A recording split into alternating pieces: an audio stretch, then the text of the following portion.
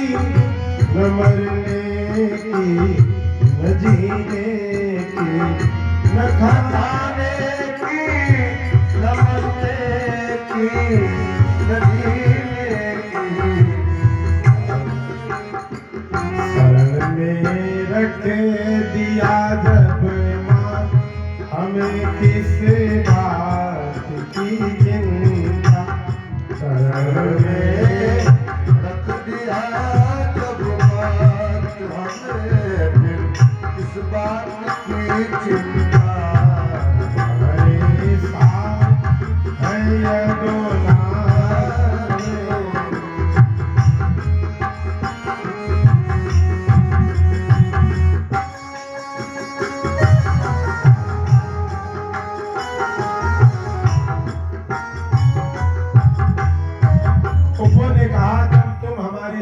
कन्हैया, हमें किसी बात की चिंता नहीं। सब चले गए। भगवान ने कहा जब हमारे भक्त गए तो अब हमको तो जाना ही जाना है। भगवान जैसे उसके मुख में गए, अगासुर ने मुख को बंद किया। भगवान ने विराट स्वरूप बना लिया। भगवान को बंद कर रहा है, मुख से बंद करता है और भगवान और फैलाते जा रहे हैं। कारण ये हुआ कि वो अपना मुंह दबा रहा है, भगवान उसके मुंह को फैला रहे हैं। मुंह बंद भी नहीं हुआ और पूरा शरीर उसका दो भागों में हो गया।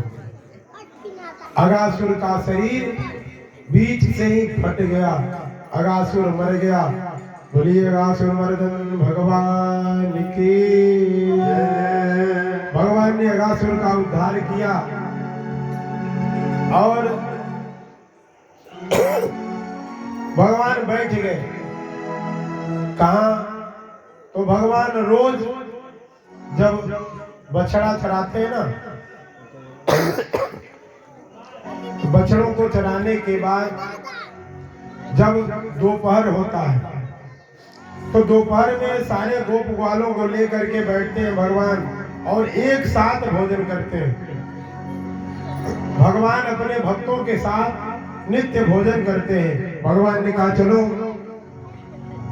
इतना बड़ा काम हुआ है, एक काम करो, हम लोग सब आज भोजन करेंगे एक साथ। फिर एक गोला बनाएंगे।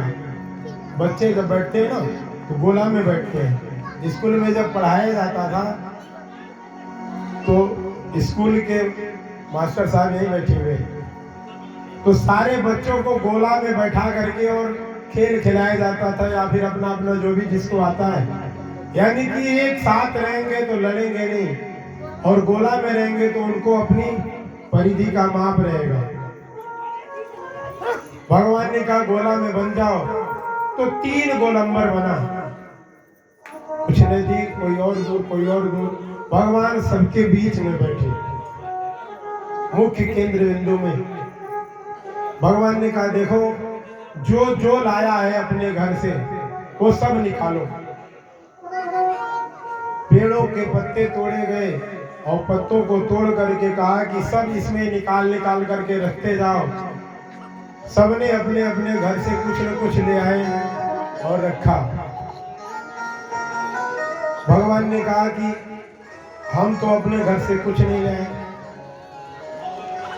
राजा के लड़के सबने कहा कन्हैया तेरे पास 9 लाख है गैया, तू महाराजा का बेटा, हम गरीब के लड़के, तू अपने घर से कुछ नहीं लाया, हम लोग अपने में से खिलाएंगे तुझे। भगवान ने कहा देखो जहाँ पे 10 लोगों का भोजन बनाओ ना, वहाँ एक बढ़ जाए तो कोई दिक्कत नहीं होती। तो तुम सब हो 10-20 और उनमें एक हम ही तो हैं। एक काम करो, सब लोग थोड़ा थोड़ा अपने घर का दे दो, हमारा भी पेट भर जाएगा और तुम्हारा भी पेट भर जाएगा, दिक्कत किसी को नहीं होगी। भगवान ने कहा सब निकालो, सब निकालने लगे।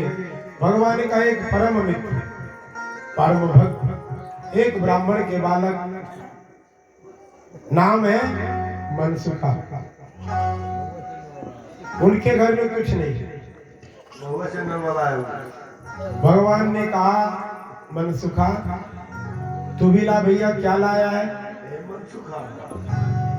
मनसुखा ने कहा कन्हैया मेरे पास आते समय मैया ने कुछ नहीं दिया मुझे।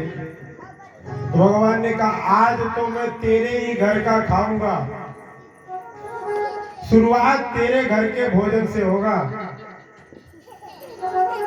मनसुखा ने कहा भैया लाए तो नहीं, अगर तेरी इच्छा है तो मैं जा रहा हूं। दौड़ के गया, अपने माँ से पूछा माँ कुछ है? तो माँ ने कहा कुछ नहीं है बेटा, क्या चाहिए बता।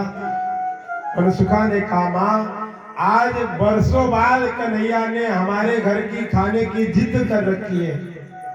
कन्हैया कहता कि आज तेरे घर का ही अन्न शुरुआत करूंगा भोजन करने से पहले, जो है माँ दे दे।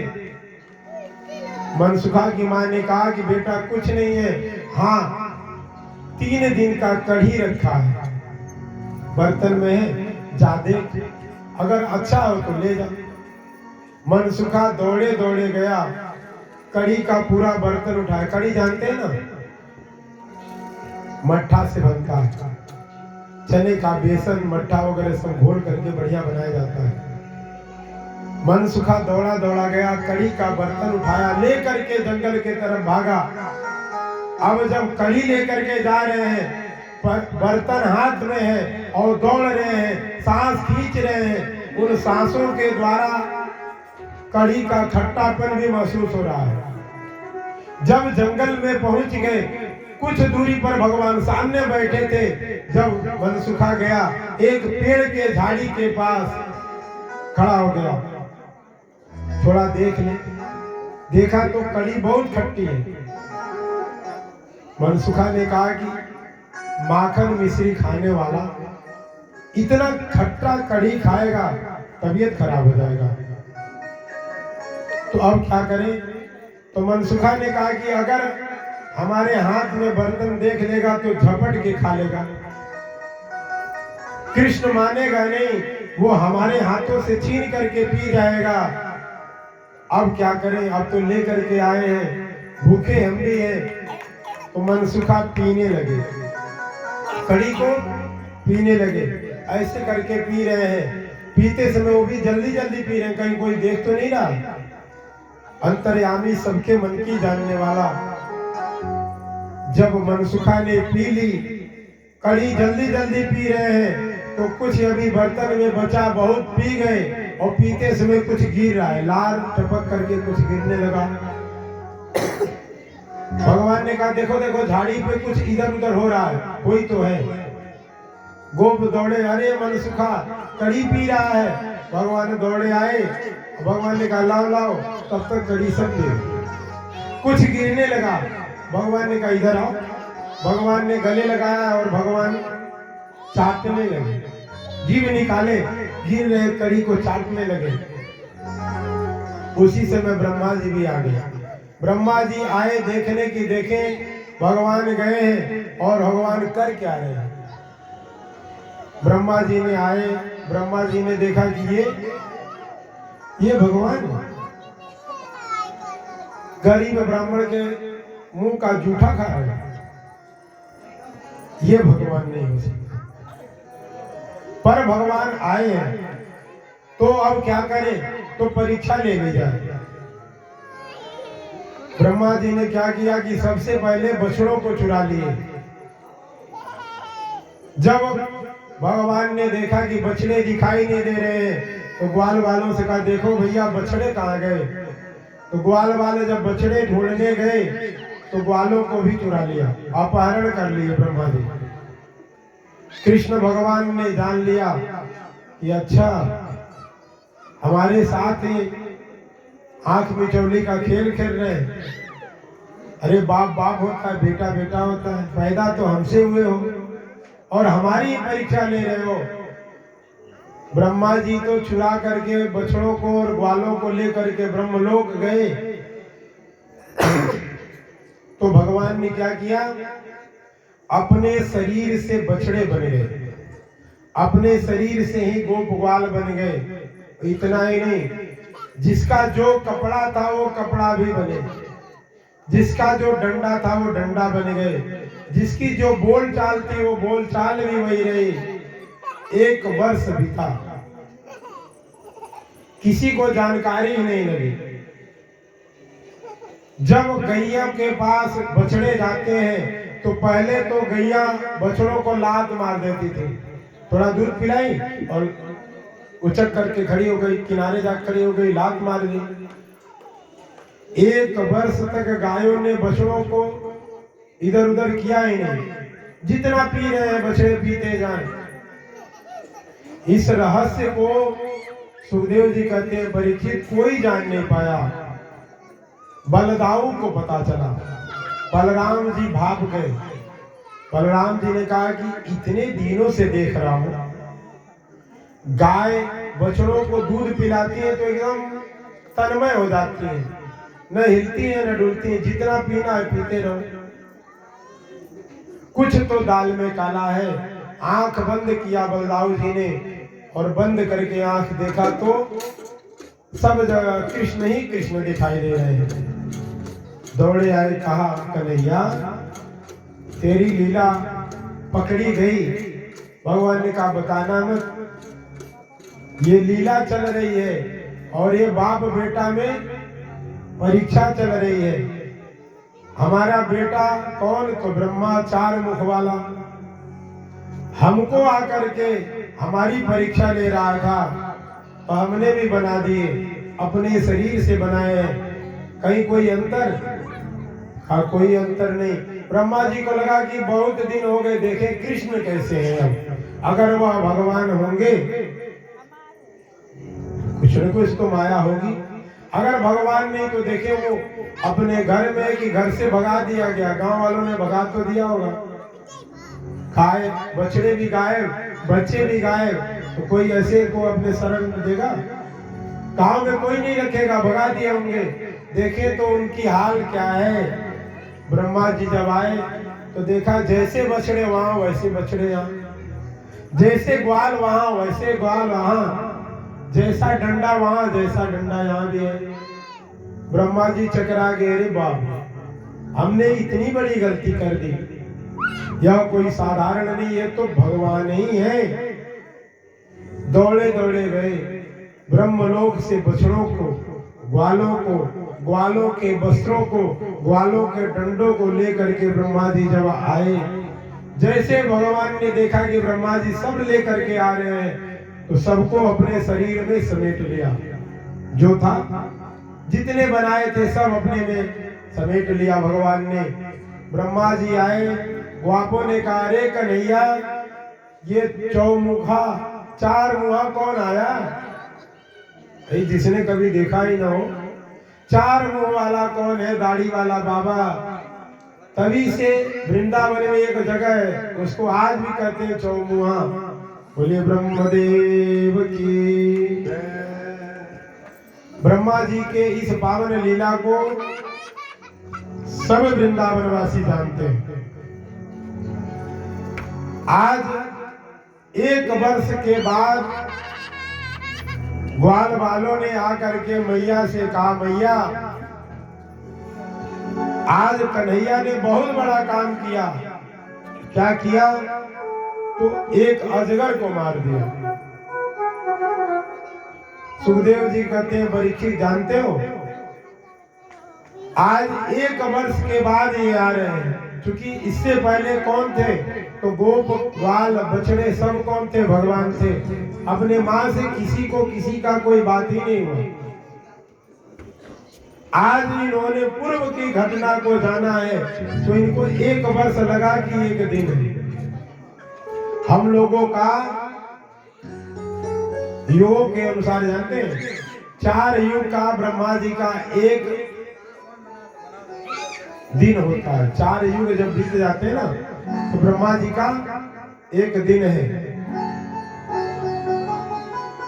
और जब 14 मनवंतर बदल जाते हैं तो 1 इंद्र की पदवी बदलती है 14 मनवंतरों के बाद। और जब वही मनवंतर 4 युग व्यतीत करते हैं तो ब्रह्मा जी 1 बदले जाते हैं। ब्रह्मा जी की आयु सबसे बड़ी है, लंबी आयु, लंबा शरीर, लंबा ज्ञान, लंबी पदवी है। संपूर्ण जगत को बनाने वाले कौन है? कौन रचना करता है? ब्रह्मा। बोले ब्रह्मदेव की जय। माँ ने जब सुना कि कन्हैया ने सांप को मार दिया, भैया ने कहा अरे ये भी कोई लड़ाई? तुम आदमी होकर के, मानव होकर के सांप से लड़ते हो? एक असहाय जीव को तुमने मार दिया।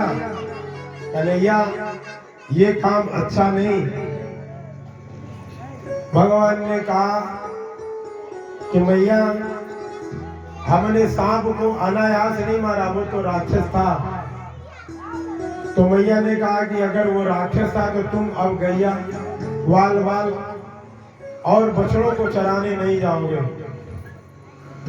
अब तो कन्हैया को लगा कि अब तो बहुत बड़ा संकट आ गया, अब क्या करें? तो जाकर के बलराम से मनाया। बड़े भैया हैं दाऊ जी। बलराम जी से कहा भैया अब हम बड़े हो गए, अब आप अपने साथ लेकर के चलो। अकेले जाते हैं तो गलती हो जाती है, किसी न किसी को मार देते हैं। आपके साथ रहेंगे, आप बड़े भैया हैं, तो कोई गलती होगी तो आप संभाल लोगे। बलराम ने आकर के कहा यशोदा मैया से, मां कन्हैया बड़ा हो गया है, अगर वो जाना चाहता है तो आज बछड़ों को नहीं गैयों को चराने के लिए भेज दो। माँ ने आज सुंदर तिलक लगाए, आरती उतारी, गाय को चराने के लिए जा रहे हैं। अब गाय अकेले नहीं बछड़ों के साथ चलेंगे, क्योंकि दोनों पार्टी एक हो गई है ना। बड़े भैया और छोटे भैया दोनों एक साथ हो गए। गायों के साथ बछड़े भी जा रहे हैं और दोनों भाई एक साथ जा रहे हैं। सुंदर झांकी है, दिव्य अलंकार है। भगवान वृंदावन के सुंदर वन प्रांत को देखते हुए हरे हरे घासों में गाय और बछड़े को चराने जा रहे हैं। आइए, बड़ा प्यारा भजन है। चाचा जी का भी मन था प्रसंग के अनुसार ही भजन गाए जाए तो अच्छा लगता है। तो सभी लोग, हमारी इच्छा है कि इतना सुंदर भजन अगर किसी श्रोता के द्वारा जिज्ञासावश कहा गया कि आज ये भजन हो, तो मैं आशा करता हूं कि आप सबको पसंद आएगा। क्योंकि एक व्यक्ति ने अगर कहा कि ये गाया जाए तो उसमें सबकी सहमति है ना। तो ऐसे भजन को कैसे केवल हमें लोग गाएंगे?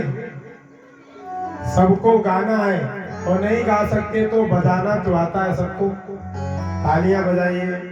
छोटे छोटे गैया छोटे छोटे गा, छोटे छोटे गैया छोटे छोटे गा।